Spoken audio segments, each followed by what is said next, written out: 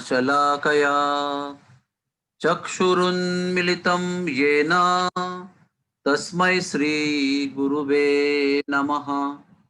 श्रीचैतन्यमनोभीष्टं स्थापितं येन भूतले स्वयं रूपः कदा मह्यं ददाति स्वपदान्तिकम्। श्रीकृष्ण चैतन्य प्रभु नित्यानंद श्री अद्वैत गदाधर श्रीवासदि गौर भक्त वृंद। हरे कृष्णा कृष्ण कृष्णा हरे हरे, हरे राम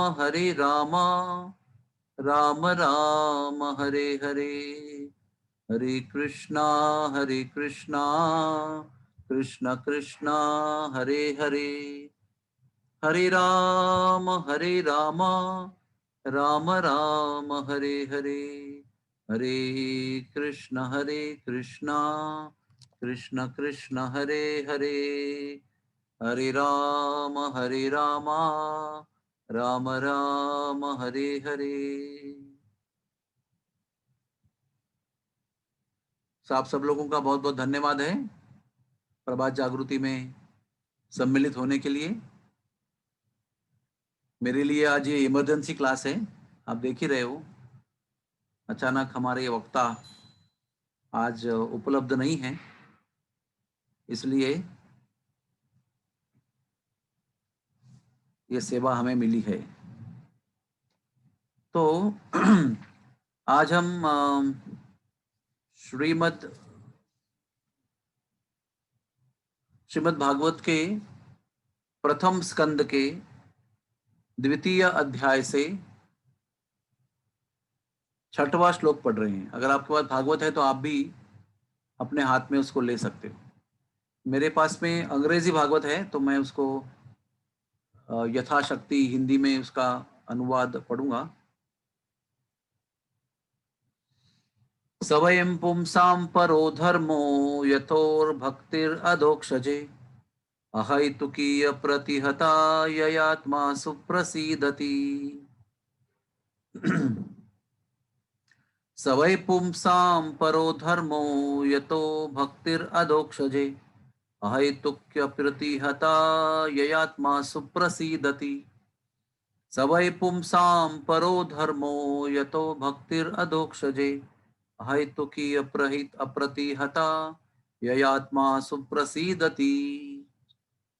अनुवाद इसका मैं पहले अंग्रेजी में पढ़ूंगा। The supreme occupation dharma for all humanity is that by which men can attain to loving devotional service unto the transcendental Lord. Such devotional service must be unmotivated and uninterrupted to completely satisfy the soul. इसका अर्थ इस प्रकार से है पूरे मानव जाति के लिए सर्वोच्च धर्म है कि वो प्रेममयी भक्तिपूर्ण सेवा भगवान के लिए प्रदान करें। और ऐसी प्रेममयी भक्तिपूर्ण सेवा किसी भी हेतु के बिना होनी चाहिए और उसमें कोई खंड नहीं होना चाहिए, यानी अहेतुकी होनी चाहिए और अखंड होना चाहिए। उससे क्या होगा, ऐसी अहेतुकी और अखंड सेवा करने से आत्मा को पूरी तरह संतुष्टि प्राप्त हो जाएगी, यानी कि यह आत्मा सुप्रसीदति।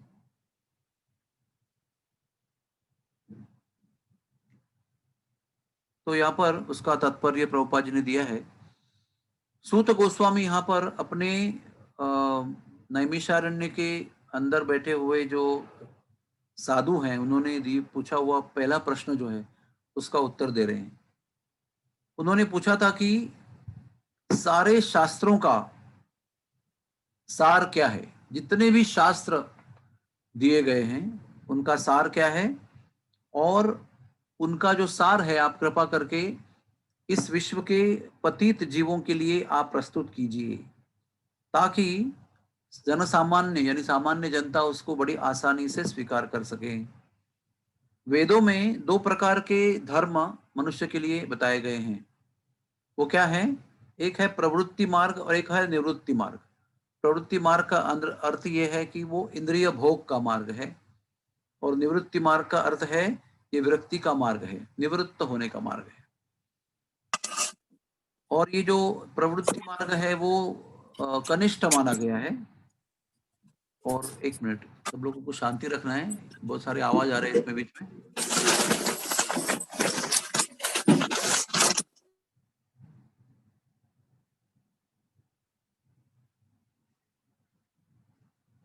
जो मार्ग निवृत्ति मार्ग प्रवृत्ति मार्ग है वो कनिष्ठ माना गया है, और जो त्याग का मार्ग है उसको वरिष्ठ माना गया है। भौतिक अस्तित्व जो जीवों का है वो एक रोगग्रस्त स्थिति है।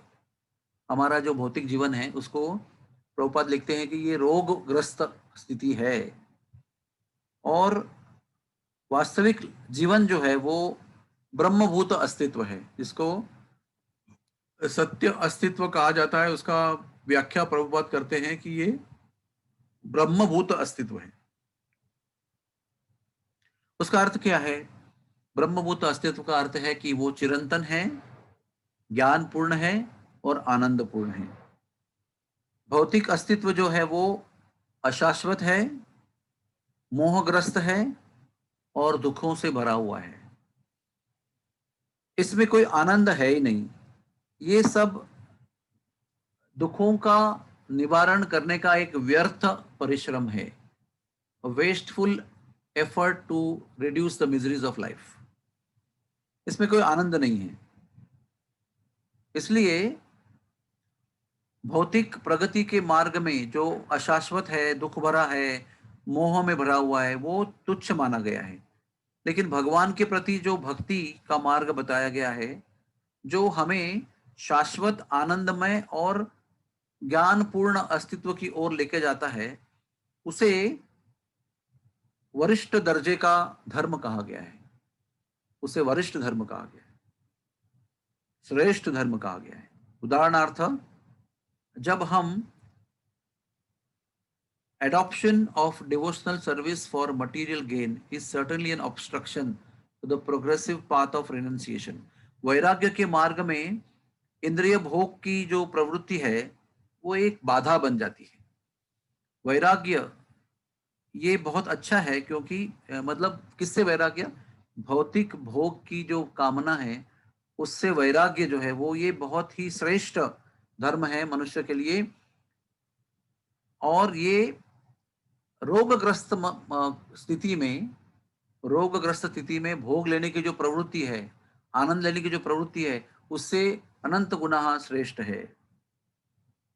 क्योंकि ऐसे भोग लेने की प्रवृत्ति केवल हमारे रोग के लक्षणों को बढ़ाती है, रोग को तीव्र करती है और रोगों के काल को भी बढ़ाती है। देखो, बहुत सुंदर बताया प्रभुपाद जी ने।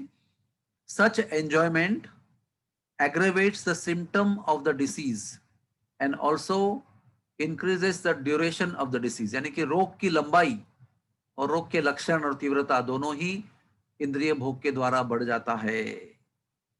इसलिए भगवान की भक्ति जो है वो बहुत ही शुद्ध है, गुण में बहुत शुद्ध है, क्योंकि उसमें भौतिक भोग की कोई कामना नहीं है, नहीं होनी चाहिए। हर व्यक्ति को ये जरूरी है कि इस प्रकार की भक्तिपूर्ण सेवा जीवन में अपनानी चाहिए, जिसमें बेमतलब की कोई इच्छाएं, कोई कर्मफल की आशा और कोई सैद्धांतिक जो कपोल कल्पनाएं हैं, फिलोसॉफिकल स्पेकुलेशन, फ्रूटिव एक्शन यानी कर्मकांड या भौतिक इच्छाएं, इनको जगह नहीं देनी चाहिए। और ऐसे करने से हमें भगवान की सेवा में परम शांति का अनुभव होगा। We have proposed denoted dharma as occupation. Prabhupada कहते हैं कि मैं यहाँ पर धर्म की व्याख्या व्यवसाय इस तरह से कर रहा हूं, ऑक्यूपेशन, क्योंकि हम जीवन में जो भी व्यवहार करते हैं वो हमारे जीवन को चलाने के लिए जरूरी होता है। हमारा जो जीवन है उसको चलाने के लिए व्यवसाय, कार्य करना, कर्म करना जरूरी है। और यही कर्म अगर हम भगवान के लिए करते हैं तो हम अस्तित्व को टिकाने में भी समर्थ हो जाते हैं और भगवान को प्रसन्न करने में भी समर्थ हो जाते हैं और सुख और शांति और आनंद प्राप्त करने में भी समर्थ हो जाते हैं। A living entity's sustenance of existence is to coordinate his activities with eternal relationship with Supreme Lord. हमारा जो अस्तित्व को टिकाए रखने का जो कार्य है ना, वो क्या है? भगवान के साथ हमारा जो रिश्ता है, उसी के साथ समन्वय करना, कोऑर्डिनेट करना, यही हमारे जीवन का व्यवसाय है। अगर हम हमारे जीवन में ऐसा कार्य करेंगे कि जिसमें हमारे भगवान के संबंधों के साथ समन्वय, कोऑर्डिनेशन नहीं होता है, तो हमारी सारी जो एक्टिविटी है वेस्ट है। भगवान हमारे पिता हैं, मैं भगवान का बेटा हूं और या बेटी हूं या अंश हूं, और ये रिश्ता जो प्रेम का है उसको बनाए रखने के लिए जो भी जरूरी है वो करना, इससे ये समन्वय बहुत अच्छी तरह से हो जाता है। Krishna is the central part of living beings. जीवन के अस्तित्व का मूल श्री कृष्ण है और वो सर्व आकर्षक पुरुष हैं और वो चिरंतन है। सब जीवों में वो चिरंतन है। Each and every living being has eternal form in the spiritual existence. हर एक जीव का भी भगवान की तरह एक रूप होता है, वो भी चिरंतन होता है। और भगवान परिपूर्ण है, परम पूर्ण पुरुषोत्तम है, ओम पूर्णमतः, और हम भी उनके पूर्ण और चिरंतन अंश हैं। The relation of one of the servant and servant, क्या हमारा रिश्ता है? एक सेव्य है और एक सेवक है। एक सेवा करने के योग्य हैं और एक सेवा करने वाले हैं, और ये दिव्य संबंध है और ये हमारे भौतिक जीवन के संकल्पना से पूर्णतः भिन्न है। भौतिक दुनिया का जो संकल्पना है जीवन का, वो इंद्रिय भोग का है, जिसमें स्वयं हम केंद्र स्थान में होते हैं, और भक्तिपूर्ण जीवन में भगवान केंद्र स्थान में होते हैं और हम सेवक भाव में होते हैं, सेवक क्रिया में होते हैं, और उस तरह से आनंद में रह सकते हैं। One can realize it as devotional service progresses. ये हमें जैसे हम भक्ति मार्ग में आगे बढ़ेंगे तो ये सत्य जो है ना, इसकी अनुभूति हमको होगी। क्या अनुभूति होगी? कि भगवान की सेवा करने में ही आत्मा के लिए जो आनंद अपेक्षित है वो आनंद प्राप्त होता है। Everyone should engage himself in transcendental loving service to Lord. इसीलिए भौतिक दुनिया में हमारा अस्तित्व है, हम शरीर में रह रहे हैं, फिर भी हम सबको भगवान की सेवा में लगना चाहिए। प्रेममयी प्रेम पूर्ण सेवा में अपने आप को संलग्न करना चाहिए। That will gradually give one the clue of actual life and please him to complete satisfaction. इससे क्या होगा?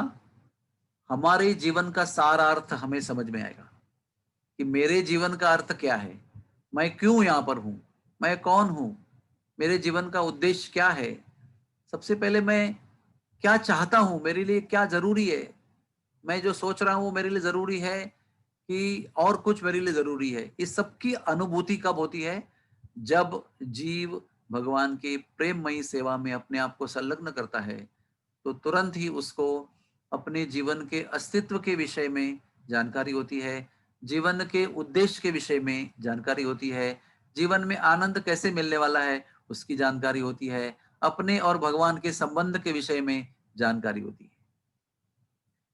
तो इस तरह से ये प्रभुपाद जी का तात्पर्य यहाँ पर समाप्त होता है। दोबारा कहता हूँ, श्लोक क्रमांक 6, अध्याय क्रमांक 2 और भागवत का प्रथम स्कंद 1.2.6।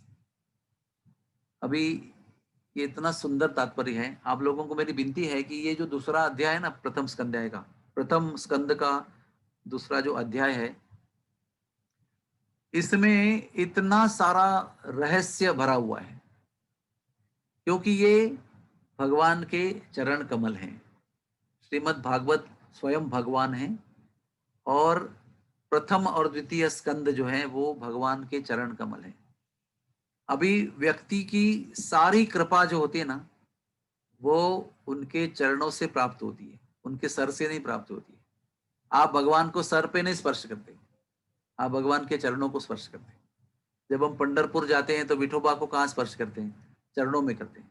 जब भी सुबह मैं मंगल आरती देखता हूँ तो भगवान को मैं स्क्रीन पर कहाँ स्पर्श करता हूँ? उनके फेटे पर स्पर्श नहीं करता हूँ, उनके चरणों में स्पर्श करता हूँ।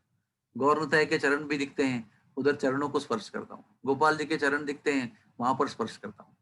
क्योंकि कृपा जो है ना वो दिव्य व्यक्ति के चरणों में एकत्रित होती रहती है। मराठी में कहते हैं ना एकवटली, एकवटली मतलब वो कॉन्सेंट्रेट, वहां पर उसका संपृक्त प्रकटीकरण होता है और वहां से स्पर्श करने से पूरी कृपा हमें प्राप्त हो जाती है। इसलिए हमें हमेशा झुकना अच्छा रहता है।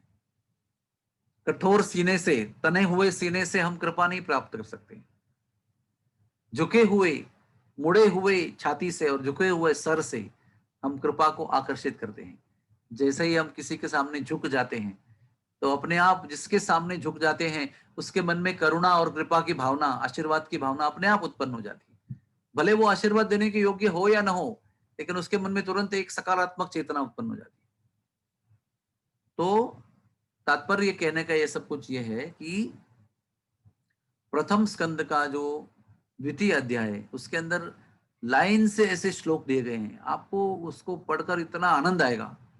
जितनी भी बार आज तक मैंने पढ़ा हुआ है उसके अंदर इतना सागर भरा हुआ आनंद का, क्योंकि वो श्रीमद् भागवत की जो भूमिका है उसको प्रतिष्ठापित करता है। Installation of the foundation of Shrimad Bhagavatam. Shrimad Bhagavatam का सार जो है वो सब इसमें फाउंडेशन, एक प्रतिष्ठापना के रूप में हमको दिया गया है। और ये सब हमें कैसे पता चल रहा है? अगर मैं पढ़ूंगा, हाँ क्या लिखा है, सबय पुंसाम परो धर्म में यथो भक्षि रधो सजय हाय तो की अप्रतिहता ययात्मा सुप्रसिद्धति। इतना पढ़ने से मुझे कुछ भी समझ में नहीं आएगा, क्योंकि मैं ना संस्कृत पढ़ा हूँ और ना मैं भगवान का भाई भक्त बनने का प्रयास कर रहा हूँ, पूरा भक्त बना भी नहीं हूँ। तो श्रीमद् भागवत है ना एक आनंद का गहरा सागर है। इसकी शुरुआत शरणागति से होती है, ऐसे प्रभुपाद बताते हैं। कल ही मैंने सुबह वाले प्रवचन में सुना था, यस्टरडे मॉर्निंग, कि श्रीमद् भागवत ये शरणागति से आरंभ होता है। भगवत गीता शरणामति में समाप्त होती है और श्रीमद् भागवत की शुरुआत शरणागति से होती है और उसकी परिणति, उसका जो अंतिम स्थिति है वो प्रेम में उसका रूपांतर हो जाता है। और श्री चैतन्य चरितामृत जो है वो प्रेम से शुरुआत होता है और प्रेम जिनको प्राप्त हुआ है ऐसे लोगों का आदान प्रदान, जीवन, चर्चा, व्यवसाय कैसे होता है, ये सब चैतन्य चरितामृत है। यानी चैतन्य चरितामृत केवल प्रेम और प्रेम और प्रेम और प्रेममयी लोगों का डिस्कशन है। तो श्रीमद् भागवत हमें प्रेम की ओर ले जाने वाला शास्त्र है। और इसमें नैमिषारण्य के जो 88,000 साधु हैं, संत हैं, वो प्रश्न पूछ रहे हैं। इनको पूछ रहे हैं प्रश्न, देखिए सूत गोस्वामी को पूछ रहे हैं, क्योंकि ये द्वितीय भागवत प्रसंग है।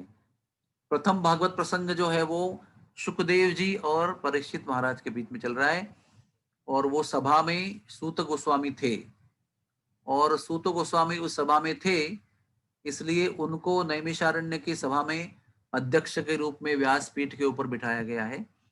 और अभी उनकी योग्यता क्या है, क्योंकि उन्हें सुखदेव जी के मुख से पूरे 7 दिन 7 रात भागवत सुना है, इसलिए वो योग्य वक्ता हैं, उनको वक्ता के रूप में बिठाया गया है।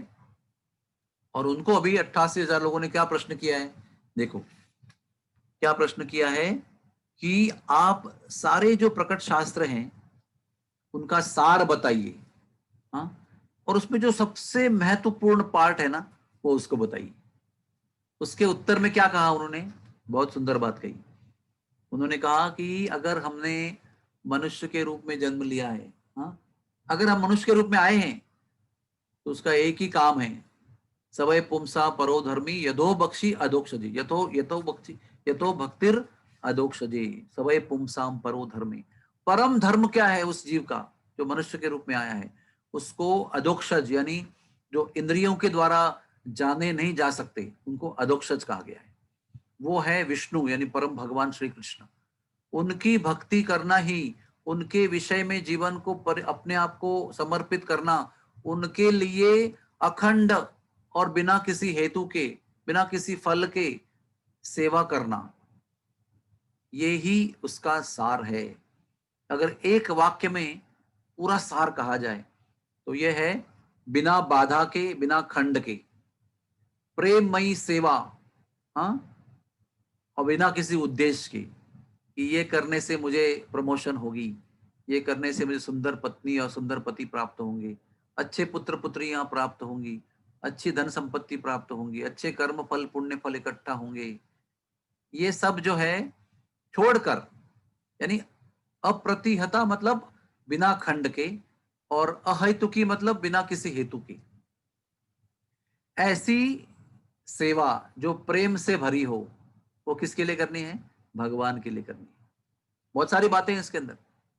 सबसे पहले जानना है कि ये मेरा जीवन का उद्देश्य है, दूसरे बाद में सेवा करनी है, उस सेवा में प्रेम को डालना है, उस प्रेममयी सेवा को करते समय कोई हेतु वेतु उसके अंदर होगा, कर्म फल की लालसा होगी, उसको छोड़ देना है, और खंड खंड में नहीं करना है, अप्रतिहता करना है, उसे बिना अवरोध के करना है, कंटिन्यूअसली करना है, कीर्तनीय सदा हरि। और ये बहुत बड़ा उद्देश्य है, जीवन भर प्रयास करना पड़ेगा इस उद्देश्य को प्राप्त करने के लिए, इस उद्देश्य को सफल करने के लिए। अभी हम लोग कर रहे हैं, लेकिन वो प्रतिहता है, अप्रतिहता नहीं है। सुबह कर लिया, फिर दोपहर में कहीं और झगड़ा कर लिया, फिर और कुछ भोग की लालसा कर ली, फिर शाम को कोई पानी पूरी खाने की इच्छा हो गई, फिर रात को थोड़ा सा भगवान का ध्यान किया, फिर सो गए, फिर सुबह 2 घंटा उसमें भी सो रहे हैं। तो बहुत सारी बाधाएं हैं, बहुत सारी प्रतिहता है उसके अंदर, बहुत सारा खंड है उसके अंदर। तो भगवान को क्या चाहिए? अप्रतिहता। अच्छा, बीच में कर रहे हैं, सोच रहे हैं अरे जब कर रहा हूं तो जरा प्रमोशन भी होना चाहिए, प्रगति भी होनी चाहिए, क्या अभी इतना छोटा घर है, जरा बड़ा घर भी होना चाहिए, इतना मैं पाप छोड़ दिया, सब कुछ करना छोड़ दिया, भगवान के लिए इतना मैं कर रहा हूँ। अरे चाय कॉफी तक छोड़ दिया मैंने, सुना तुमने, मैंने चाय कॉफी तक छोड़ दिया, लहसुन प्याज भी छोड़ दिया है, इतना कठिन कठिन वस्तु मैंने छोड़ दिया है। उसके बदले में एक तो घर तो होना ही चाहिए। और भैया भगवान, मैं तो बड़ा घर चाहता किस लिए हूँ, आपका ही बड़ा मंदिर बनाऊंगा, आपके ही लिए सत्संग कराऊंगा, सब आपके लिए, भगवान एक घर तो दे दो बड़ा। तो ये भी कामना रखते हुए करेंगे तो भी वो भगवान को ना, यह आत्मा सुप्रसिद्धति, ना अपने आत्मा को ना भगवान के लिए संतुष्टि देगा। भक्ति जो है ना वो निरपेक्ष होती है, जितनी निरपेक्ष होती है उतनी भगवान अपनी सारी छुपी छुपी इच्छाओं को पूर्ण कर देते हैं। जितनी हम उन अपेक्षाओं को आगे आगे करते हैं ना, उतना हम भगवान को प्रसन्न करना भूल जाते हैं, मतलब प्रसन्न नहीं कर सकते। देखो कैसा है, बालक, हमारी आप सबको बालक हुए हैं, कोई बुजुर्ग हैं, कोई नए नए गृहस्थी हैं, सबको नन्हे नन्हे बालक जन्म हुए थे। क्या वो कोई 9 to 5 जॉब करते थे क्या? कोई ऑफिस में जाके काम करते थे क्या अपने दूध के लिए, अपने लालन पालन लंगोटी के लिए? क्या किया उन्होंने? माता को केवल अपने आप को माता की गोद में पूर्णतः 100% समर्पित कर दिया, और उसके वजह से माता ने उनके लिए सब कुछ दे दिया जो उनकी इच्छा थी, और जो उनको पता भी नहीं था कि उनकी जरूरत है, उन सारे न जानते हुए जरूरतों को पूरा कर दिया, और भूख लगी तो दूध भी दे दिया, और कपड़े भी धो दिए, सब कुछ कर दिया। मतलब मेरा कहने का मतलब क्या है कि माता बालक की ऐसी ऐसी चीजों को पूरी करती है जो बालक को भी पता नहीं होता है कि मुझे जरूरत है इसकी। द चाइल्ड डजंट नो, लेकिन ऐसी इच्छाओं को भी पूर्ण किया जाता है। और बालक जो रो रो के मांगता है दूध दो, या पॉटी किया तो रो रहा है कि निकाल दो इसको, गंदा तकलीफ हो रही है, तो जो जानता है नहीं जानता है, सारी इच्छाओं को भगवान माँ पूरी कर देते हैं। उसी प्रकार से जब हम निरपेक्ष होकर भगवान की भक्ति करते हैं, तो जो जो मन में हमारे छुपी हुई इच्छाएं हैं, जिनको हमने सोच समझ कर दबा दिया है, ए भाई इसको नहीं बोलना है भगवान को, ओ भाई इसको जरा बाजू में रखना है, इसको बिना सोच के भगवान की भक्ति करनी है, उन इच्छाओं को भी भगवान पूरी कर देते हैं। जैसे ध्रुव महाराज मांगने गए थे ना, ऐसा राज्य दो, अढल राज्य दो, अटल राज्य दो, इससे मुझे कोई हटा नहीं सकेगा। लेकिन जब भगवान दिखे तो बोलता है नहीं चाहिए मुझे। हाँ, कांच कांच की तरह है सब, ये टूटे हुए कांच के टुकड़े जैसा है। मुझे ना आप जैसा हीरा प्राप्त हुआ है, अभी मुझे टूटे हुए कांचों की टुकड़े की इच्छा नहीं है। भगवान क्या कहते हैं, अरे भैया ठीक है, मैं जानता हूं कि तुम बड़े निरपेक्ष बने हो, लेकिन मैं तुम्हारी इच्छा को पूर्ण करूंगा, ताकि आगे दुनिया ने ये समझे नहीं कि इच्छा पूर्ण करने में भगवान समर्थ नहीं है। इसलिए अभी तुम जब ये फल को प्राप्त करोगे जिस पर तुम्हारी इच्छा नहीं है, तो तुम उस फल का उपयोग अच्छी तरह से कर सकोगे। जब तुम्हारी इच्छा होती है और वो फल प्राप्त होता है तो उसके भोग में तुम लिप्त हो जाते हो। लेकिन जब उस फल को प्राप्त करते हो और उसमें आपकी कोई इच्छा नहीं है तो उसको आप दिव्य तरीके से, आनंदमय तरीके से उसका उपयोग कर सकते हो। जैसे हमारे हॉस्पिटल के डॉक्टर हैं माधवानंद प्रभु, हाँ, उनको डायरेक्टर बनने की बिल्कुल इच्छा नहीं थी और महाराज ने कहा कि नहीं आपको बनना है। तो बोला क्या होगा इससे, मैं आध्यात्मिक प्रगति कर पाऊंगा क्या? बोला हाँ, ये पद प्राप्त करोगे तुम आध्यात्मिक प्रगति कर पाओगे। हाँ, आठवीं ठीक है। तो जब निरपेक्ष भावना से इस सर्वोच्च पद पर वो बैठे तो उसका सर्वोच्च उपयोग भगवान की सेवा में हो रहा है। उनको आनंद तो है लेकिन जनता के परम कल्याण के लिए इसका कार्यक्रम हो रहा है। अगर उस पद के लिए उनकी बहुत अभिलाषा होती, आकांक्षा होती, एम्बिशन होता तो वो उसी में रमे रहते। हाँ, जैसे हमारे आजकल के पॉलिटिशियन रमे रहते हैं अपने आनंद में, क्योंकि उनको इतना अच्छा लगता है मंत्री पद और संतरी पद कि जिससे वो उसका पद का लाभ उठाने में, पद का भोग लेने में, पद के अधिकार का लाभ उठाने में इतना व्यस्त रहते हैं कि जन कल्याण और भगवत सेवा भूल जाते हैं। तो जैसे ही हम किसी वस्तु के प्रति निरपेक्ष हो जाते हैं और फिर भगवान उस वस्तु को हमें दे देते हैं तो वो वस्तु का सही उपयोग हम कर सकते हैं। एनीवे, ये तात्पर्य प्रभुपाद जी ने इतना सुंदर लिखा है। इसमें सुखदेव गोस्वामी के द्वारा कहे गए सूत गोस्वामी जो बता रहे हैं और सूत गोस्वामी को जो प्रथम प्रश्न पूछा गया है उसके उत्तर में जो उत्तर ये श्लोक के माध्यम से सूत गोस्वामी ने दिया है उसको प्रभुपाद जी ने 3 पैराग्राफ में, 3 परिच्छेद में उसका बहुत सुंदर विवरण दिया है। और आप जानते हैं ना कि ये विवरण उन्होंने कहाँ लिखा था? ये विवरण उन्होंने राधा दामोदर मंदिर में लिखा था। हो सकता है 1963 के साल में। हाँ, उस समय ही मेरा जन्म हुआ था, उस साल में, तब मैं माता के गर्भ में था। तब प्रभुपाद जी वहां पर राधा दामोदर मंदिर में अपने उम्र के 69वें साल में, सॉरी 65वें साल में शायद, क्योंकि 3 साल पहले तो वहां पर थे ना वो, अपना घरदार, अपना परिवार, अपना व्यवसाय, अपने जीवन की बाकी सब चीजें छोड़कर अपने गुरु के आदेश के अनुसार वो मथुरा आए थे और केशव गौड़ीय मठ में उन्होंने संन्यास ग्रहण किया था। उसके बाद में वो वृंदावन आए थे और राधा बंशी गोपाल मंदिर में उन्होंने 5 रुपया पर महीना किराए पर पहले मंजिल पर एक कमरा किराए पे लिया था, जहाँ से जमुना जी का दर्शन होता था। आज वो मेरे ब्रिजवासी मित्र का किराए पे लिया हुआ कमरा है, तो मैंने उसके अंदर जाके भी दर्शन किया। वहां पर एक कमरे में प्रभुपाद जी रहते थे, उन्होंने भगवत गीता का वहां पर अनुवाद किया था। उसके बाद निर्मल चंद्र गोस्वामी, राधा दामोदर के उनके पिताजी, उन्होंने उनको आमंत्रण दिया था, इसलिए वो राधा दामोदर मंदिर में शिफ्ट हो गए थे 2 कमरों में, एक किचन का कमरा, एक लिखाई लिखाई पढ़े का कमरा। और विशेष बात आप ध्यान रखिए, हम सब लोग दर्शन करते हैं, दंडवत करते हैं वहां जाके।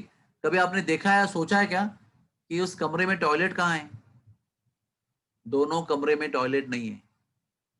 आगे जानकारी करने पर पता चला कि टॉयलेट तो बहुत दूर था, तो कमरे के बाहर आकर लेफ्ट टर्न लेकर मेन दरवाजे से बाहर जाकर फिर लेफ्ट टर्न लेंगे तो वहां पर पैर धोने की एक जगह है, वहां पर टॉयलेट है। तो ऐसा नहीं था कि 2 बेडरूम अटैच टॉयलेट, ऐसी व्यवस्था नहीं थी उनके पास। मतलब बहुत ही सिंपल सी व्यवस्था थी, बहुत ही सादगी भरे कमरे थे उसके अंदर। और उन सादगी घरे कमरे मतलब क्या, कोई इंद्रिय भोग की गुंजाइश नहीं है वहां पर, कोई पॉश वस्तु नहीं है। और दूसरा क्या है, उस कमरे का ऐश्वर्य क्या है कि उस वो कमरा जो है वो रूप गोस्वामी, जीव गोस्वामी का जो प्रचार केंद्र था, राधा दामोदर मंदिर, उसके अंदर था वो। और उसकी और विशेषता क्या है कि उस जगह पर विश्व में जो प्रचार करना था उसका डिस्कशन, चर्चा उस जगह पर अनंत बार हुआ है। रूप गोस्वामी के समाधि और रूप गोस्वामी के भजन कुटी के बीच में जो जगह है ना, उन जगह पे ये सारे गोस्वामी आते थे। रूप गोस्वामी ने वहीं पर भजन किया है क्योंकि उस समय राधा गोविंद जी का मंदिर बन रहा था। तो कंस्ट्रक्शन साइट में छोड़कर वो अपने भतीजे के कमरे में मंदिर में आकर रहते थे और वहीं पर उनका देहांत हुआ तो वहीं पर उनकी समाधि बनाई गई। तो भी उसके सामने है।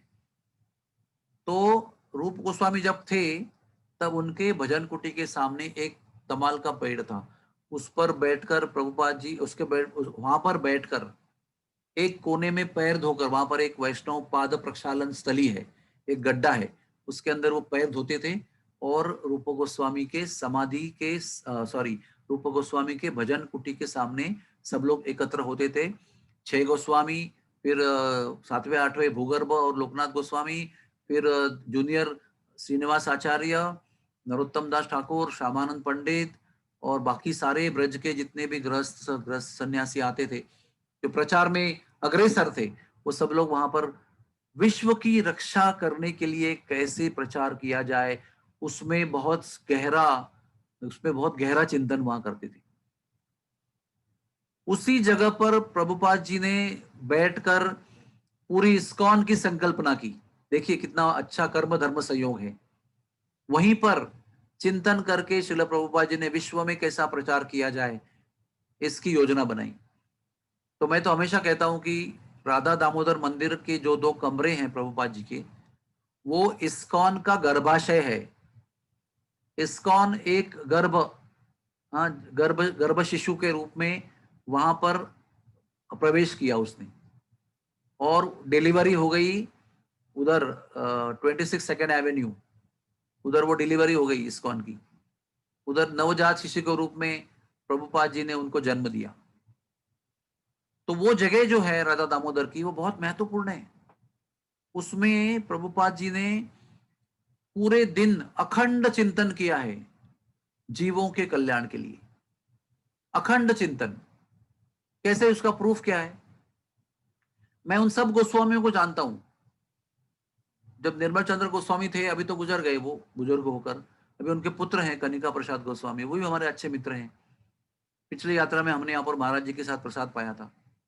सबको जानता हूं। उन्होंने कहा था कि मेरे पिताजी, कनिका प्रसाद जी कह रहे हैं, मेरे पिताजी प्रभुपाद जी के बहुत बड़े, मतलब क्या कहते हैं उसको, फैन थे। फैन यानी चाहते थे, चाहने वाले थे। तो प्रभुपाद जी को उन्होंने पूरी राधा दामोदर के महाप्रसाद की व्यवस्था की थी उनके भोजन के लिए। तो उनके कमरे के बाहर वो महाप्रसाद का थाली रखते थे। और प्रभुपाद जी का कमरा बंद हुआ करता था क्योंकि वो एकांत में ग्रंथ लेखन, श्रीमद् भागवत के प्रथम स्कंद का अनुवाद और तात्पर्य लिखने में व्यस्त रहा करते थे। और उस थाली को कब देखते थे?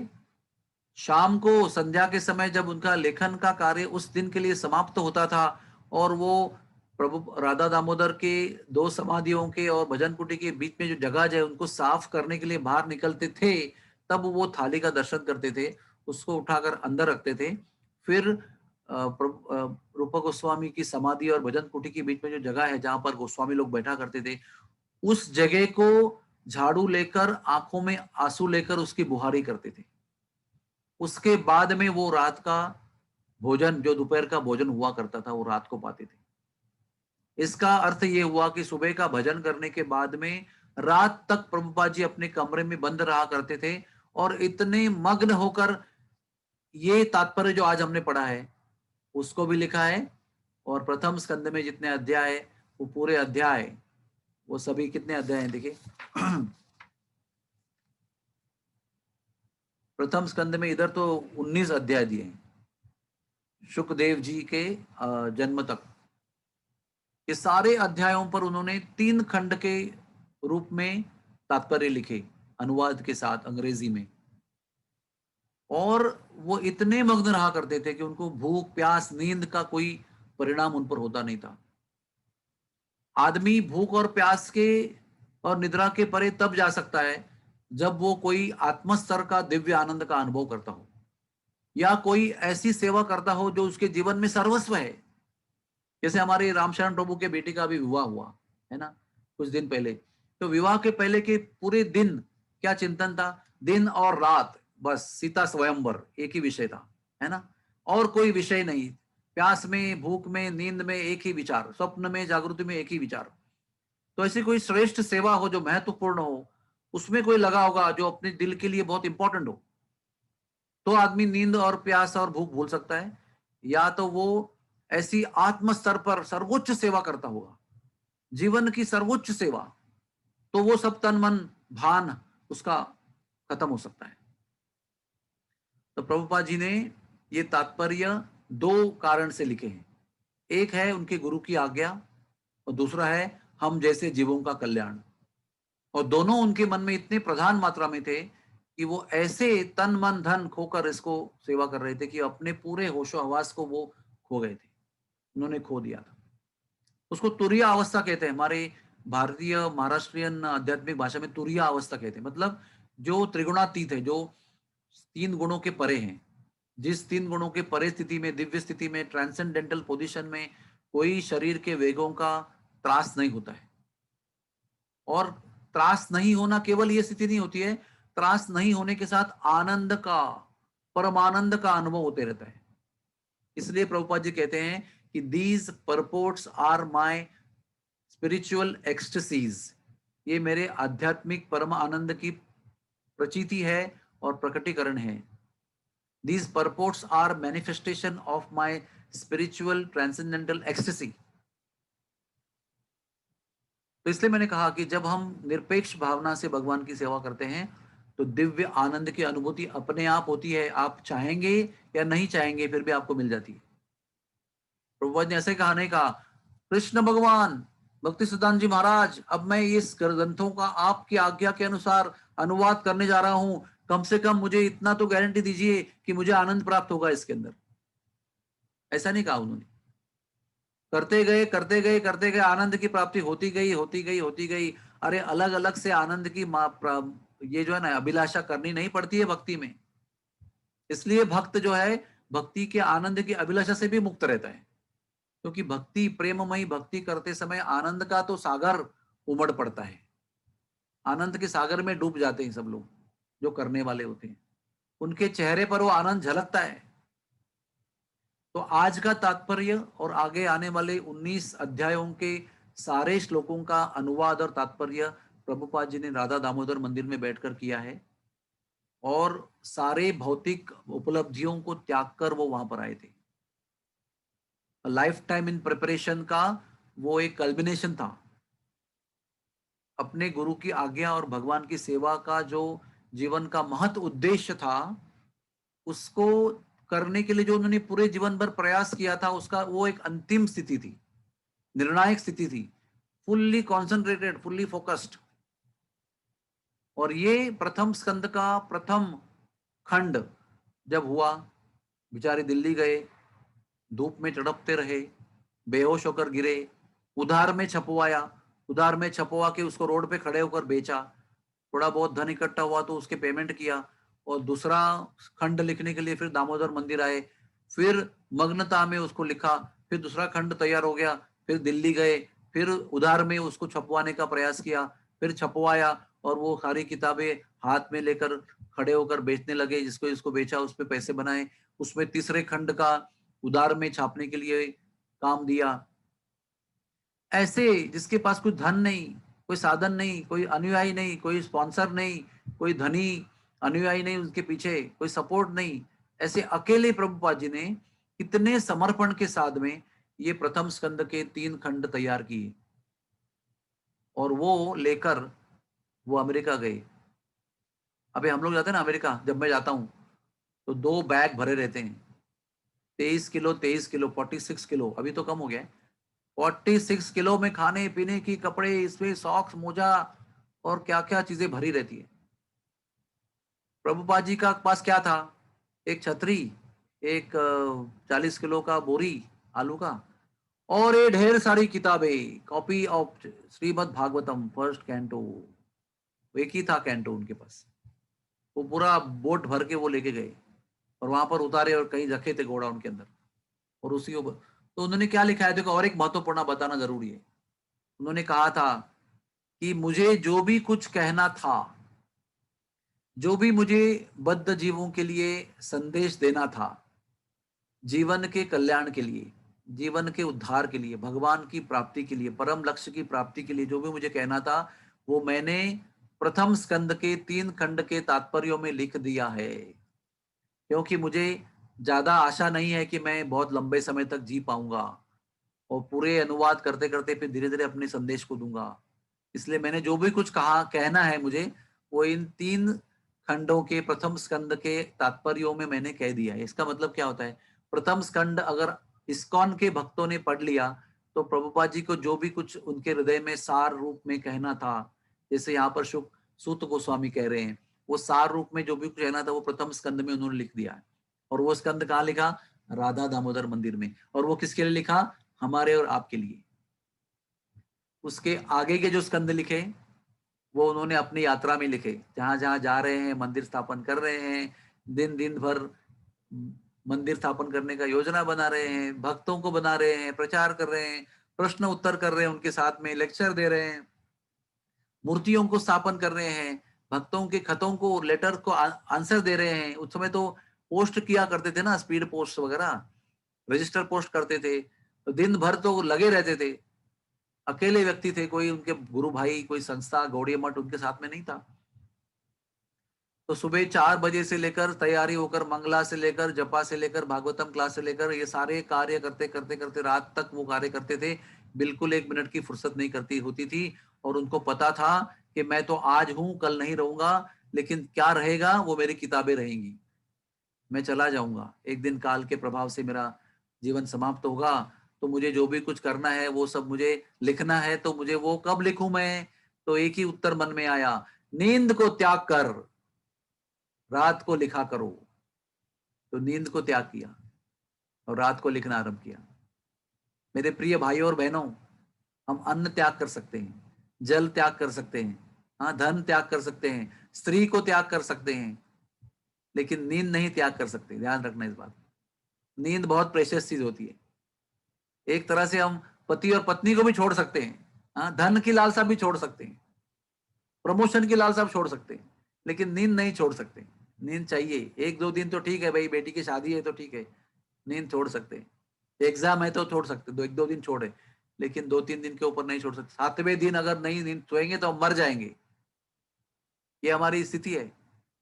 तो प्रभुपाद जी ने एक दो घंटा नींद निकालकर, इतनी 14 बार विश्व का भ्रमण करते हुए 12 साल में कितना जेटलैग होने की संभावना थी, जेटलैग को परास्त करके प्रभुपाद जी ने जहां जहां गए वहां वहां हर रात को 11 बजे से लेकर 3-3:30 बजे तक, 4 बजे तक लेखन किया।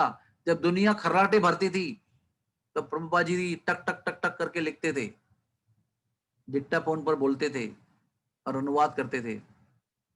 इतना बड़ा त्याग किस लिए किया है? कि हम और आप जीवन का उद्धार कर सके। ये ग्रंथ जो है ना, ये प्रभुपाद जी का हृदय है। यहाँ पर प्रभुपाद जी नहीं, प्रभुपाद जी का हृदय आपके लिए उपलब्ध है। You are directly entering the heart of Prabhupada. कि प्रभुपाद के दिव्य मधुर हृदय में कौन सा अमृत छुपा हुआ है, उसमें आप प्रवेश कर रहे हो जब आप प्रभुपाद जी की किताब पढ़ रहे हो। और प्रभुपाद जानते थे कि मैं तो समय के प्रभाव से जाऊंगा, लेकिन 10,000 साल तक, जब तक क्या कहते हैं उसको, गोल्डन पीरियड ऑफ स्वर्ण काल कलयुग का रहेगा, तब तक ये मेरा हृदय का अमृत सब जीवों के लिए उपलब्ध होगा। और अमृत है, इसका प्रूफ क्या है?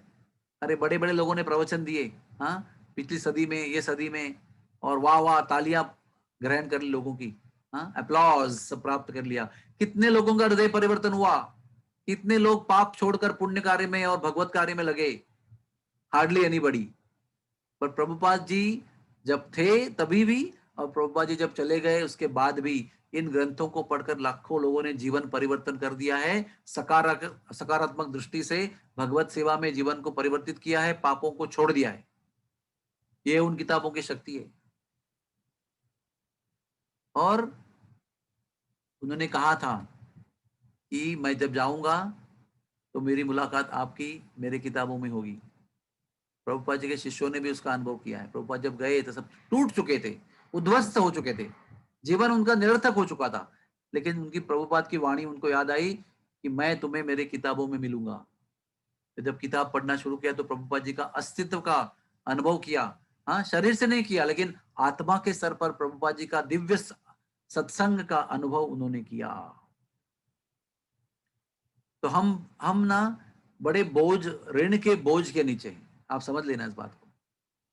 ये ऋण ऋण क्या है कि हमारे लिए प्रभुपाद ने लिखा है। ये सब कुछ जो है ना, ये एक एक तात्पर्य की एक एक लाइन जो है ना, वो प्रत्येक व्यक्ति के लिए निजी स्वरूप में इंडिविजुअली ये लिखी गई है। ऐसा नहीं कि भारत वर्ष के लिए, अमेरिका वर्ष के लिए, ऐसा नहीं है। हर एक जीव के व्यक्तिगत कल्याण के लिए, हाँ, मेरे लिए, तेरे लिए, आपके लिए, सबके लिए लिखा गया है। तो ये हमारा परम भाग्य है। और इसके द्वारा मेरी अनुभूति क्या है कि मुझे आध्यात्मिक जीवन का जो सार है वो सहज शब्दों में बहुत सरलता से समझ में आया, केवल प्रभुपाद की किताब पढ़ने से। मैं तो वैसे, मेरा नाम विवेकानंद है, आप पढ़ रहे हैं मेरे नाम पे, तो मेरे स्वामी विवेकानंद पे बहुत मेरी श्रद्धा थी बचपन से। एक गर्व था कि मेरा नाम ही विवेकानंद है। तो मैंने स्वामी विवेकानंद की किताबें पढ़ने का बहुत प्रयास किया, और जितना पढ़ा उतना और कंफ्यूज होता गया मैं। समझ में नहीं आया कि वो क्या कहना चाहते हैं फाइनली।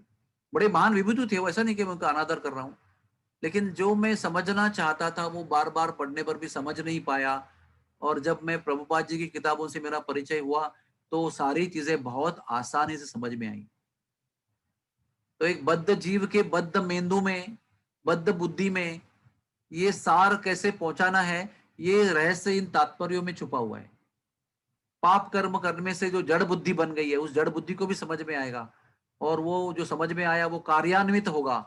ऐसी कला और शक्ति इन प्रभुपाद जी के तात्पर्यों में हम प्राप्त करते हैं। इसलिए इस न चुकाने वाले ऋण को अगर चुकाना है तो एक ही कार्य है, एक ही कार्य है, एक ही कार्य है, इन किताबों को वितरित करना, इन किताबों को दूसरों को देना। प्रभुपाद जी का ऋण हम कभी चुका नहीं सकते हैं, कोई नहीं चुका सकता है, लेकिन उनको प्रसन्न जरूर कर सकते हैं। क्योंकि जब हम जिसने हम पर बहुत उपकार किया है, और उसका उपकार इतना बड़ा है कि हम इस जीवन में अंत तक उसको फेड नहीं सकते हैं, उसको उसको अदा नहीं कर सकते हैं। तो एक ही कर सकते हैं, उसको प्रसन्न कर सकते हैं, जिसमें उसको खुशी है वो कार्य कर सकते हैं। वो ही कार्य करते रह सकते हैं जिसमें उनको निरंतर खुशी मिलती रहे। भैया हम तो इतने गरीब है, इतने लाचार हैं कि हम आपको क्या प्रसन्न या क्या ऋण चुकाएंगे आपका। तो हम आपको प्रसन्न करने में कुछ करें, तो वो कहेगा भाई बेटा ये करो, तो मुझे आनंद आएगा। तो उन्होंने कहा है कि if you want to please me, distribute my books. अगर मुझे आपको प्रसन्न करना है तो मेरी किताबों को बेचो। तो हमारे मन में अगर ये सही ऋणी भावना है कि इन्हीं किताबों के वजह से मेरा जीवन का उद्धार हुआ है, इन्हीं किताबों के माध्यम से मुझे आध्यात्मिक अनुभूतियां प्राप्त हुई हैं, अगर हमारे मन में ये वास्तव में ऐसा विचार है, तो हमें ये न कि न प्रकारे इन किताबों को वितरण करने का उपाय करना चाहिए। हमारे में से बहुत डॉक्टर्स हैं, बहुत नर्सेस हैं, बहुत हाईली एजुकेटेड लोग हैं, कोई बुजुर्ग हैं, कोई हाउस वाइफ है। आप बोलेंगे हम तो डॉक्टर हैं, बहुत बिजी रहते हैं, कैसे करेंगे उसको। जहां बैठे, कोई डेंटिस्ट है समझो, कोई सर्जन है, कोई ऑर्थोपेडिक सर्जन है, कोई इंटेंसिविस्ट है, कोई फिजिशियन है, कोई चर्म रोग तज्ञ है, कोई प्लास्टिक सर्जन है, कोई नर्स है आईसीयू की। सब लोग व्यस्त रहते हैं, लेकिन जहां जहां आप बैठे हैं, आप लोग इतने प्रभावशाली है कि आपकी बुद्धि को इस्तेमाल करके वहां वहां आप प्रभुपाद की किताबों का वितरण कर सकते हैं। क्योंकि आप आत्मा मतलब शरीर की सेवा कर रहे हैं, जब लोग बहुत भयंकर अवस्था में होते हैं, उनको बचा रहे हैं आप, तो सहजता से ही लोग डॉक्टरों के ऋणी हो जाते हैं कि भाई आपने फीस जरूर लिया, लेकिन आपने हमारी जान बचाई। साहब फीस क्या होती है, पैसा आज है कल नहीं, जिंदगी आपने बचाई है, ये पैसे चुकाकर हम आपके ऋण को अदा नहीं कर सकते हैं। ऐसी भावना अपने आप मरीजों के अंदर पैदा होती है। उस समय आप कहो कि अगर आप सच में ऐसा सोचते हो, ये लो, ये प्रभुपाद जी की गीता पढ़ो, ये प्रभुपाद जी का आत्म साक्षात्कार का विज्ञान, ये किताब पढ़ो, ये आप भागवतम ले लो, ये छोटी छोटी किताबें पढ़ो, अपने जीवन को सुधारो। अगर आपको सही में लगता है कि मेरा इलाज ठीक था और मैंने आपको ठीक किया, तो आप मांस खाना छोड़ दो, शराब पीना छोड़ दो, सिगरेट पीना छोड़ दो, और भगवान की सेवा में लगो, भगवान का नाम जप करो। ये सब रहस्य इन इन ग्रंथों में दिया है, इसको पढ़ो। ये ग्रंथ जो है ये टाइम बॉम्ब है, ये स्वयं श्री कृष्ण है, ये आपके घर में निवास करेंगे, आपके घर से जो अशुभ चीजें सबको भगा देंगे। जो भी अशुभ है, जो भी अकल्याणकारी है, जो भी सर्वनाशक है, जो भी पाप है, ये सब ये किताबें आपके घर में केवल होने से नष्ट कर देंगी। और जब है घर पे, केवल रह रहे हैं, तो आप उसको पढ़ो और उन्हें जो लिखा है उसको जीवन में उतारो। आपके मरीज, आपके संपर्क में आने वाले, हाँ, जिनको हम काउंसलिंग करते हैं, जिनको हम स्पिरिचुअल केयर देते हैं, वो सब लोग आपकी बात सुनेंगे, क्योंकि ऐसी चीज कोई देता नहीं है।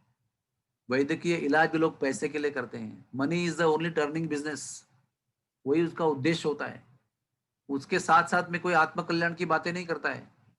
और प्रभुपाद जी कहते भी थे कि अगर आपको सिद्धांत इतना अच्छा पता नहीं है, आपको इतना अगर नॉलेज नहीं है, आप इतना अच्छा प्रचार नहीं कर सकते हो, कुछ मत करो, मेरी किताब पकड़ा दो बस खाली उनको, मैं ही करूंगा प्रचार। जो मैं ग्रंथ के रूप में मैं निवास कर रहा हूं ना ग्रंथों में मेरे, मैं ही निकलूंगा बाहर और आपका सारा कार्य कर दूंगा। चमत्कार दिखाई पड़ेगा आपको, जो आप नहीं कर पाए, जो आपके वचन नहीं कर पाए, जो आपका प्रयास नहीं कर पाया, वो ये मेरी किताबें करेंगे। बस केवल युक्ति से उनको ये किताबें पकड़ा दो, और केवल किताब बेचा और पैसा इकट्ठा किया इस खुशी में मत रहो, उनको पढ़ने को प्रवृत्त करो। इसलिए मैं बार बार कहता हूँ हमारे स्टाफ को कि इतने भागवतम दिए, इतने चैतन्य चरितामृत दिए, इतनी गीता दिए, आज इसने लिया उसने लिया, इस पर केवल आनंद मत करो, उनको पढ़ने के लिए प्रवृत्त करो। उनको बोलो प्रभु जी आप ये 180 रुपये खर्च कर रहे हो, 2500 रुपये खर्च कर रहे हो, 5000 रुपये खर्च कर रहे हो भागवतम के लिए, इसको पढ़ो। केवल खरीदने से कल्याण नहीं होता है, थोड़ा बहुत होगा, लेकिन परम कल्याण होना है तो इनको पढ़ो। इसलिए अभी मैं आपको एक उदाहरण देता हूँ। हमारी पुरानी हॉस्पिटल के एक स्टाफ है, प्राची माता जी, उनका जो छोटा सा बालक है ना, उसका नाम है प्रद्युम्न। वो भगवत गीता वितरण कर रहा है। मुझे माता जी ने बताया मैसेज के ऊपर, इतना छोटा सा बालक है, केवल 6-7 साल का होगा। वो अपने छोटे छोटे तोतले तोतले नन्हे नन्हे निष्पाप बोल बोल रहा है और लोगों को भगवत गीता दे रहा है। तो हम लोग कैसे कह सकते हैं कि हम लोग नहीं दे सकते? How we can say we can not distribute? समय नहीं है, अपॉर्चुनिटी नहीं है। आप जहां पर अस्तित्व आपका है वहीं से आप दे सकते हो। जहां बैठे हैं वहां पर दिमाग लगा कर दे सकते हो। थप्पी लगा कर बैठो अपने टेबल पे और आते लोगों को प्रवृत्त करो उसको लेने में। जो जो बालक है वो अपनी बुद्धि के अनुसार, अपनी युक्ति के अनुसार, अपनी स्थिति के अनुसार उसको दे रहा है। आप भी अपनी स्थिति के अनुसार, अपनी अस्तित्व के, जहां पर अपना अस्तित्व है, अपनी बुद्धि के अनुसार आप किताब दे दो। बालक को छोटी सी बुद्धि है, वो अपनी बुद्धि का इस्तेमाल करके लोगों को ग्रंथ दे रहा है। हमारी बुद्धि बड़ी है, प्रगल्भ है, मैच्योर्ड है, एक्सपीरियंस्ड है, तो हमारी बुद्धि का इस्तेमाल करके जहां जहां हम बैठे, हाँ, श्री यमुना देवी माता जी की मम्मी कहेगी कि मैं तो बुढ़ी हो गई हूँ, लेकिन उनके अंदर बहुत ऊर्जा है, दिव्य ऊर्जा है। वो बुढ़ापे की अवस्था में भी किताब वितरण कर सकते हैं। सबसे बड़ी कमी किसकी होती है पता है? इच्छा की कमी होती है। सबसे बड़ी डिस्क्वालिफिकेशन क्या होती है पता है? आलस्य होता है। The most biggest disqualification is laziness, and most thing which is not there is desire. तो इच्छा हो और आलस के हम ठुकरा दें, तो आपके हाथ से भगवान चमत्कार करेंगे। वास्तविक रूप में मेरा तो ऐसा अनुभव रहा है कि जिनको प्रभुपाद को किताब देनी है, उन तक प्रभुपाद अपने माध्यम से किताब पहुंचा देते हैं। हम खाली उनका निमित्त बन रहे हैं, प्रभुपाद जी का पोस्टमैन बन रहे हैं। और जिनको जिनको प्रभुपाद को किताब देना है, वो प्रभुपाद बराबर उनको पहुंचाएंगे। आप नहीं देंगे तो और किसी के हाथ से पहुंचाएंगे। लेकिन क्यों ना हम पहुंचाएं? निमित्त मात्रम भव सव्य साची, ऐसा क्यों अर्जुन को भगवान बोल रहे हैं? अरे मैंने सबको मार दिया है भैया, सबका वध कर चुका हूं मैं, देखो सब मर चुके हैं, लेकिन तुम धनुष्य उठाओ और तुम निमित्त बनो, तुम उसके श्रेय के भागीदार बनो। और श्रेय के भागीदार बनने का मतलब क्या है? आत्म कल्याण। तुम्हारा कल्याण होगा तुम अगर इस कार्य में अपना सहभाग दोगे। करने वाले तो तुम नहीं हो, करता तो मैं हूं। तो ये मार्गशीर्ष का महीना है। भगवान ने गीता इस महीने में कही थी। पूरे विश्व में कोई संस्था नहीं ऐसी जिसमें एक किसी महीने में, साल में, दुनिया भर में सब इस्कॉन के भक्त लोग पुस्तक वितरण करते हैं। ऐसे कोई संस्था में कोई नियम नहीं है। कोई संस्था नहीं ऐसी जिसमें पुस्तक वितरण का ऐसा कोई नियम होगा। जितनी किताबें इस्कॉन ने आज तक वितरित की है, वैसे कोई संस्था ने नहीं की है। क्योंकि प्रभुपाद जी ने ये विशेष, क्या कहते हैं उसको, प्रोजेक्ट, अभियान चलाया है, पुस्तक वितरण दिसंबर मैराथन।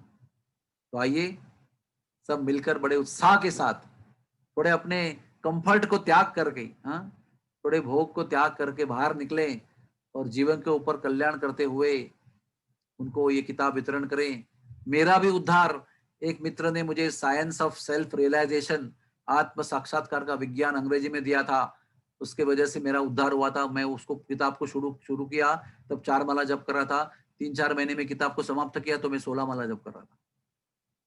ये ऐसा परिवर्तन मुझ जैसे पत्थर अहंकारी व्यक्ति के अंदर मैंने खुद अनुभव किया है। तो आप जान सकते हैं कितनी शक्ति है इन किताबों में। तो किसी भी स्वार्थ के लिए इन किताबों को लिखा नहीं गया है, पैसे के लिए नहीं लिखा गया है, केवल आत्म उद्धार के लिए, जीव कल्याण के लिए इसको लिखा गया है। इसलिए आइए सब लोग बड़े उत्साह के साथ, बड़े प्रेम के साथ, बड़े समर्पण के साथ अपनी तन मन, हाँ, प्राणे वाचा धिया बुद्धि सबको इस्तेमाल करते हुए प्रभुपाद जी को प्रसन्न करें। हाँ, ययात्मा सुप्रसिद्धति, ययात्मा, यह मेरी आत्मा, और यह प्रभुपाद आत्मा सुप्रसिद्धति, यह कृष्ण आत्मा परमात्मा सुप्रसिद्धति, इसको हम संपन्न करें। हरे कृष्णा। कोई प्रश्न होगा किसी को तो थोड़ा दर्शन देकर प्रश्न करो तो अच्छा रहेगा। दर्शन भी होगा, प्रश्न भी होगा, उत्तर भी होंगे।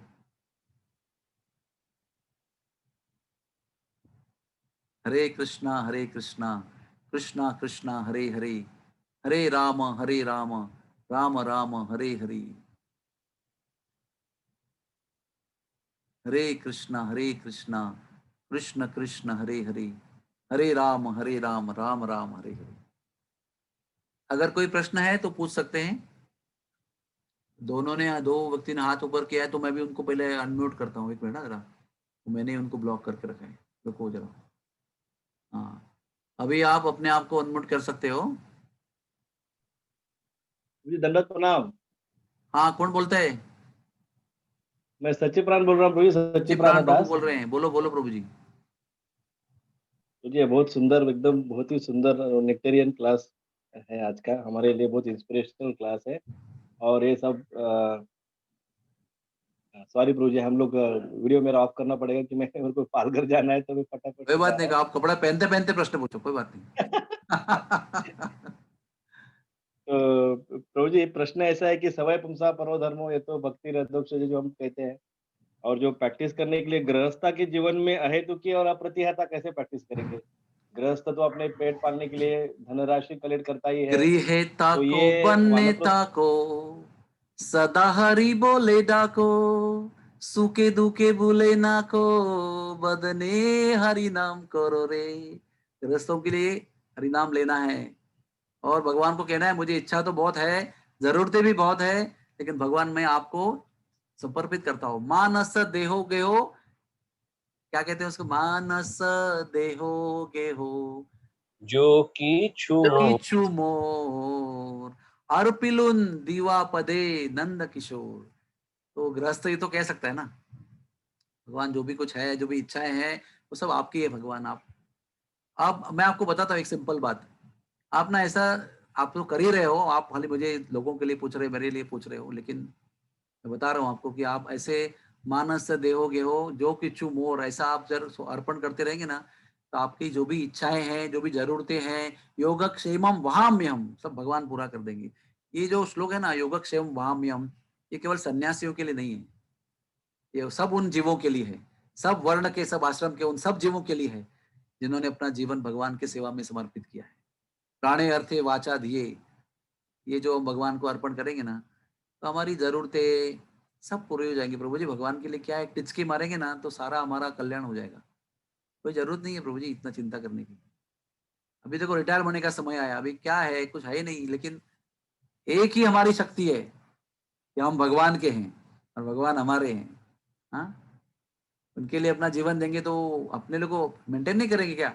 अरे कुत्ता बिल्ली को मेंटेन कर रहे हैं, वो गुनेगारों को, आतंकवादियों को मेंटेन कर रहे हैं, भक्तों को मेंटेन नहीं करेंगे क्या? Just offer your self. हाँ, मानस देहो गेहो जो किचु मोर, जो भी मेरा है वो सब आपका है भगवान। फिर भगवान देखो क्या चमत्कार करते हैं। अरे उनको चमत्कार करने का मौका तो दो कम से कम। इज वेटिंग टू डू चमत्कार इन लाइफ।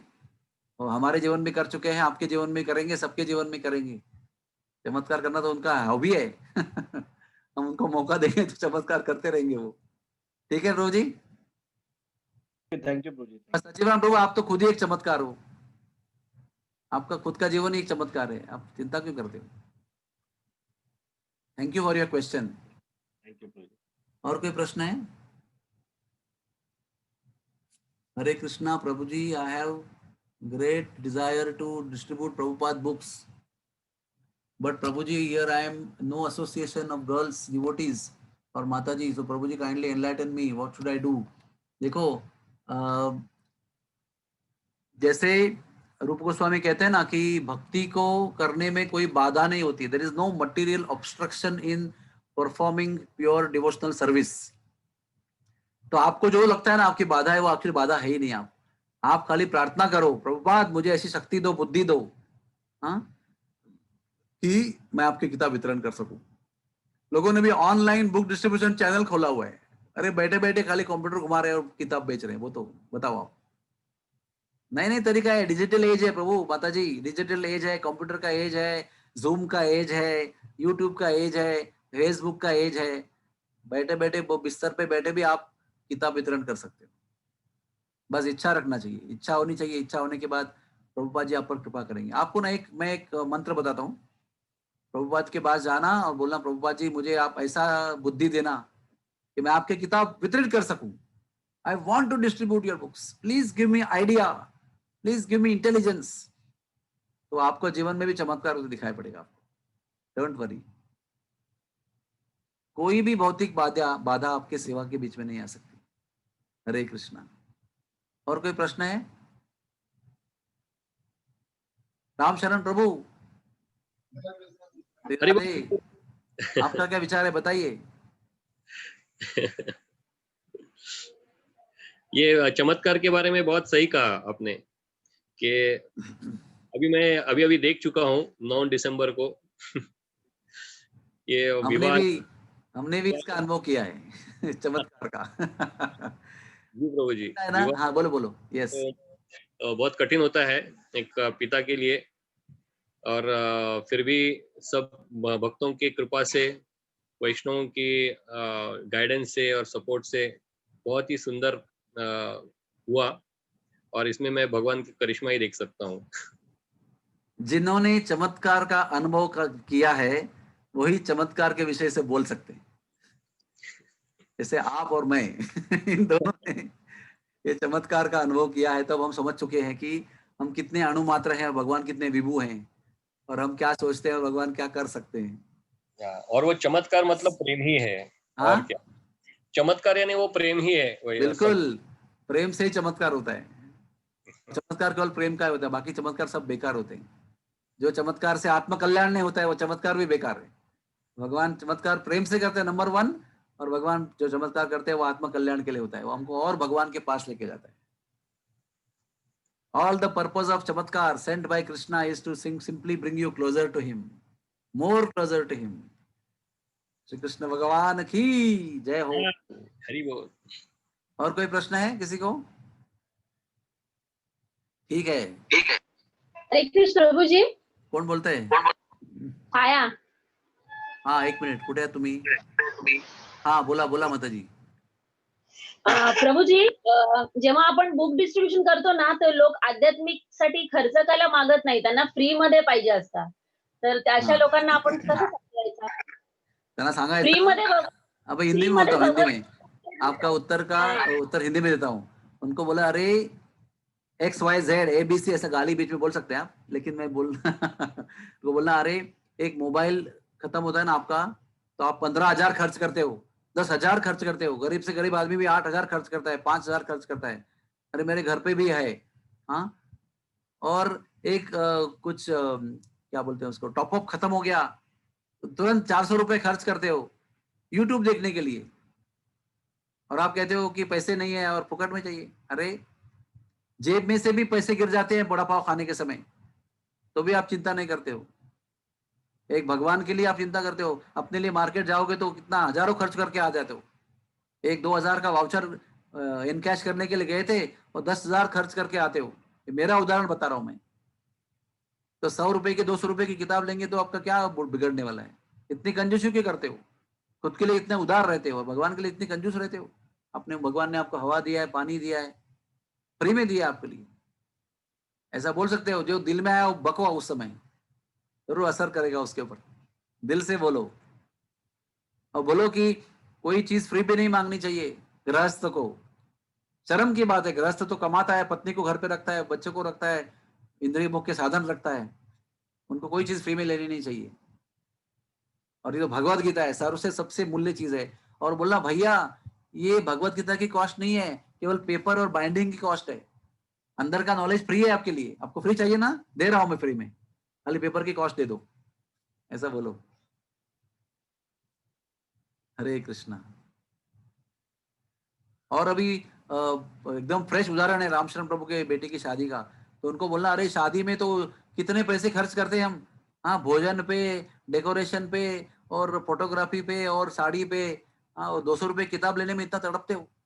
बोलो उनको, पूछो उनको कितना अपना शादी में खर्च किया आपने, शादी किया ना आपने, बोलो कितना खर्च किया, 200 रुपए किताब ले रोते हो। ले लो, भगवान भगवान का संदेश ले लो। हरे कृष्णा। थैंक यू प्रभु जी। कृष्णा प्रभु जी। कौन बोलते हैं? कल्पना माता जी है। हाँ, यस माता जी बोलो। Now, I just wanted to add to what you said about book distribution, and Yes. also one Prabhuji asked how can I do book distribution because he doesn't have association of devotees. हाँ, So I our just Mataji wanted asked. to acha. So I just wanted to add that since it's the lockdown period and we are all at home, so what I have done is I have sent, I've made a small this thing and sent it to all my contacts on WhatsApp regarding Bhagavad Gita. And then if somebody has, then if somebody thinks that they want it free, I tell them if you can't afford it, I will sponsor. Okay. So what happens शर्म is आती है then उनको। हाँ शर्म आती है कि I can't afford the 120 rupees or 160 rupees to buy the book, and so I have got a lot of orders and I have given it Prabhuji. I How just do wanted to you share it. deliver the books then? In one case, suppose if one person say I want one copy, how will you deliver one copy?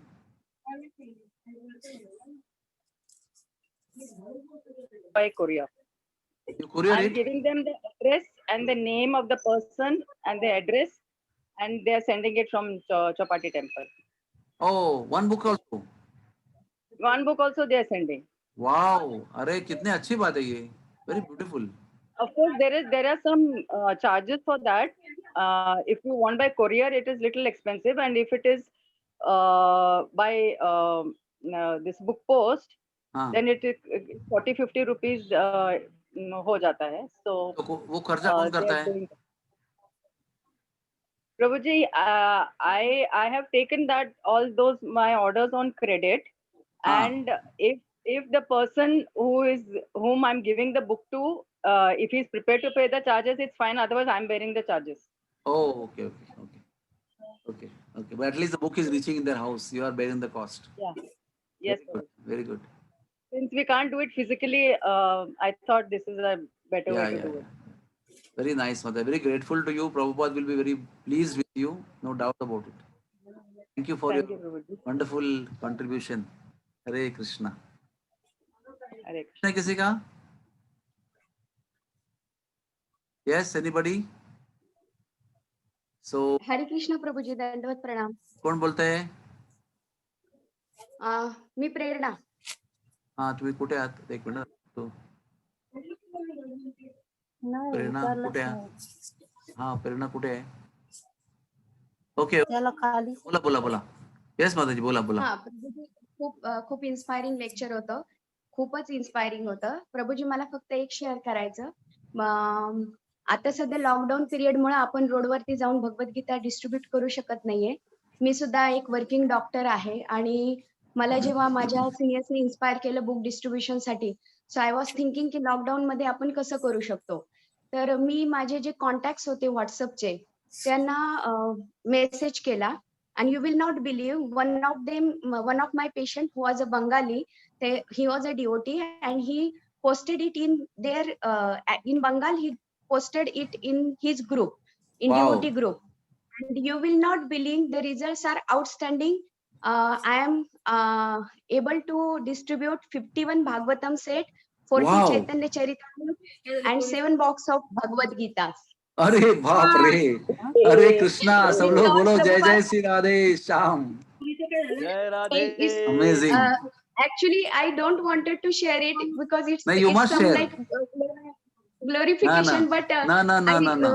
as you were inspiring to everyone, I I thought that I should give an idea to all the doctors because we have so many patients. We have a good number of WhatsApp contact list, and through which we can So distribute. Mataji, I want to repeat again: 51 Bhagavatam sets and 2 boxes of big books and. No, 51 Bhagavatam sets, 40 near about 35 Chaitanya Charitamrut, 6 Oh. boxes of Bhagavad Gita.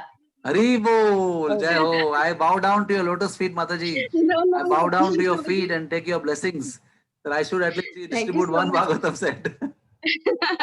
Thank you so much, Prabhuji. So just it's the idea that we can use this media, Yes. social media as an instrument.